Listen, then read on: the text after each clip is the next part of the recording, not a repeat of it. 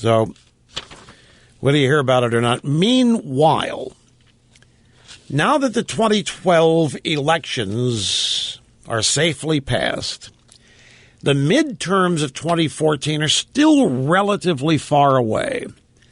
We have a random act of journalism here from Bloomberg. I have an article here. Headline of the article, Women Waiting Tables Provide Most of Female Gains in the United States.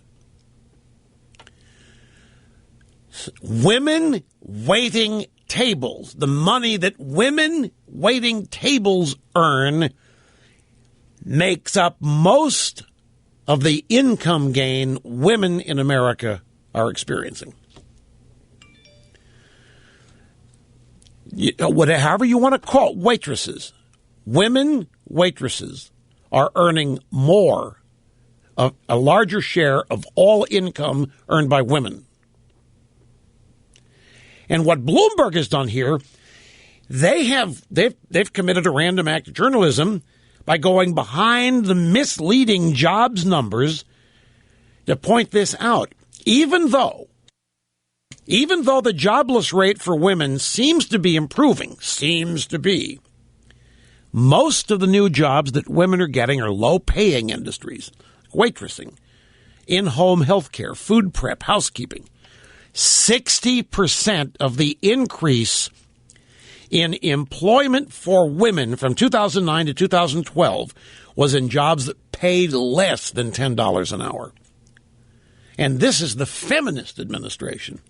This, again, is the Democrat Party looking out for all of these disparate interest groups that make up their coalition. This is the Democrat Party, which is going to protect women from predatory males. This is a Democrat Party that's going to guarantee abortion for whoever wants it. This is the Democrat Party that's going to make sure that women get all the birth control pills they want paid for by other people, including the Catholic Church. This is the Democrat Party that's going out of its way to make women believe that it is their greatest champion. And yet, since Obama took office through 2012, 60% of the increase in employment for women was in jobs that pay less than $10 an hour. And all this time, we've been told that it's the Republicans that have this war on women. We're told it's the Republicans who are the sexist pigs. It's Republicans who are engaging in a war on women by wanting to deny them birth control pills and deny them abortion and deny them this and deny them that. It's the Republicans who don't like women. It's the Republicans who are evil. It's the Republicans who are hateful. Meanwhile, just like every other interest group that slavishly devotes itself to the Democrat Party, women voters, Democrat women voters, are doing horribly compared to others. Now, where are the feminists on this? Where are the nags? That's our pet name for the Now Gang, a national association of gals. The nags. Where are they? You have to wonder why we never heard anything about this from the news media before the 2012 election. Don't forget, this goes back to 2009. These stats go back to 2009, including and after the stimulus. Why didn't we hear that the employment circumstances for women was this dismal? Well, we know why. All we heard about was the Republican war on women over some manufactured question at a debate of Mitt Romney about contraception.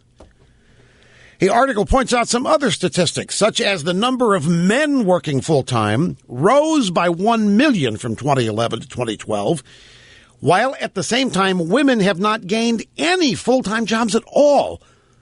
So for every million jobs that men get, full-time jobs, they rose by 1 million. Women have not gained any. The full-time female workforce hasn't changed under a regime that loves and cares about and protects women, supposedly. We also learned this. About 2 million married women have dropped out of the workforce since 2008. Do you know the percentages of married women and how they voted Obama versus Romney? Let me tell you, as I happen to have that right here at the tips of my nicotine-stained, or formerly, I should say, nicotine-stained fingers, and that is Romney got the votes of married women by a 7% margin over Obama. And 2 million married women dropped out of the workforce since 2008. That, again, is the Obama economy. Married women drop out. The majority of them, by 7%, voted for Obama. Now, all week, folks, I've talked about African Americans and how they all should, in my mind, they should be livid at the Democratic Party and the policies that have resulted in circumstances. And it is policies, folks, because 93% of the black vote goes to the Democrat Party. They are totally governed by Democrat Party policy. They have thrown their lot in, and I discussed yesterday, they have decided as a group that they're going to seek prosperity through politics rather than through the economy. And by that, they are seeking prosperity by investing in the Democrat Party to bring it to them. And it isn't happening. And women are doing the same thing. Women have decided to invest their chances for economic prosperity in Democrat Party politics rather than in working in the private sector and being apolitical. So all of these groups throwing in with the Democrats are at the lower level of income level. They're at the highest level of poverty. Median incomes are the lowest. We went through all of these numbers yesterday. So, ladies, I need to ask you a question. I'm serious. Given the story, let me give you this number again. 60% of the increase in employment for women, 2009 to 2012, in jobs that pay less than $10 an hour. So, ladies, I ask this question. I don't mean to sound, domineering, because I'm not. I don't mean to sound intimidating, because I'm not. I don't mean to sound threatening, because I'm not. I don't mean to sound scary, because I'm not. I just have a question for you. I don't mean to sound insulting, because I'm not. I don't mean to sound threatening, mean, any of that, because I'm not. I don't mean to sound chauvinistic. I don't mean to sound above it all. I don't mean to sound condescending. I don't mean to sound arrogant. I just have a question. Has it been worth it?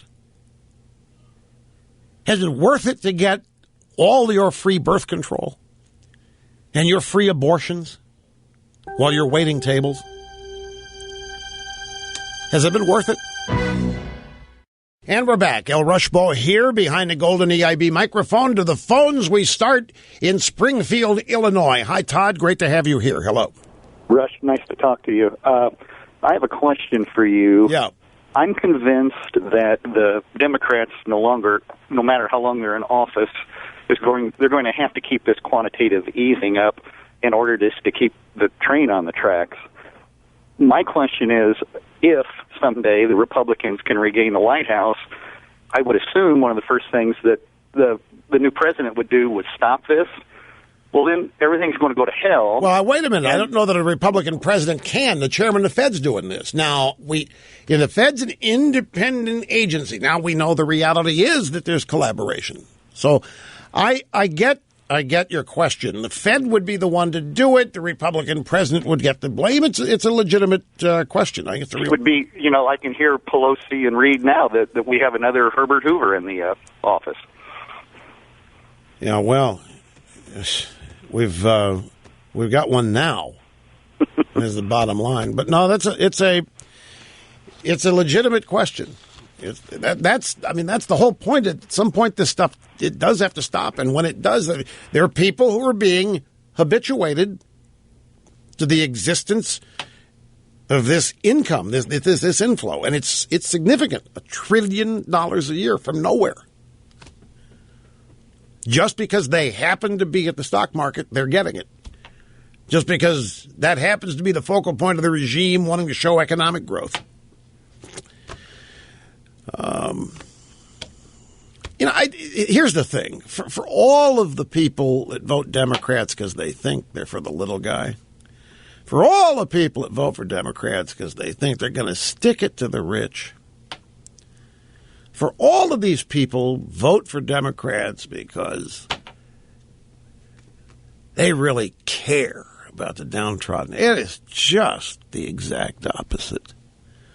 Who is it that always does the worst during Democrat regimes?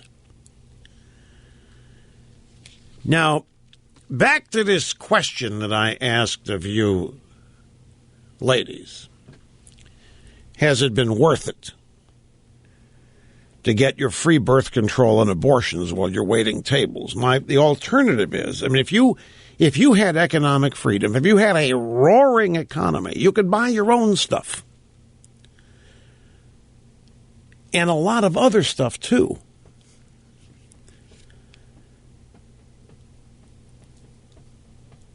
Well, I think that's rather obvious. The question is being asked, how many leftists will take my question and not even mention the story? Of course it's going to happen. I knew that. Look, it's a tweak, Snerdley. It's a media tweak. I'm just going to have fun with them here. But really, it's the same old question that we always ask. Would you not rather provide for yourself and have even more freedom and more opportunity than sit around and just accept what little you get? I mean, look at the price you're paying for this. Is it really worth it? I mean, the women that voted for Obama were convinced that the Republicans hate them, that there's a war on women, and that if the Republicans got elected, they wouldn't be able to get abortions. This is what the Democrats tell them. If Republicans get elected, if Romney been elected, you're not going to get your birth control pills. And they believe this. So, in exchange for their birth control pills, they live under administration where the best work they can get is $10 an hour. Food stamps, too, they may be able to help out. But, for crying out loud, it just, as a person who wants everybody to be the best they can be, because that's what defines a great country, as somebody who understands that in this country alone, people can be the best they can be better than they ever thought they could be. They can reach heights in this country nowhere else they have a chance to. And so many people throw that away for the promise of what ends up to being so little. I guess that Julia ad that they ran, I guess it worked. Cradle to grave, being taken care of by the Democrat Party, including a little 3-square-foot garden outside your government apartment that you can take your little pitcher and water your 3 or 4 flowers and watch them grow and then write a poem. I'll take another brief time out, my friends. Sit tight. Much more straight ahead here on the EIB Network. So here we go, folks, again, based on the story from Bloomberg News, which is based on Census Bureau data. It's not based on anything I'm making up. The Census Bureau data that Bloomberg dug deep. So what we have learned here, feminism under Obama and the Democrat Party has come to reach its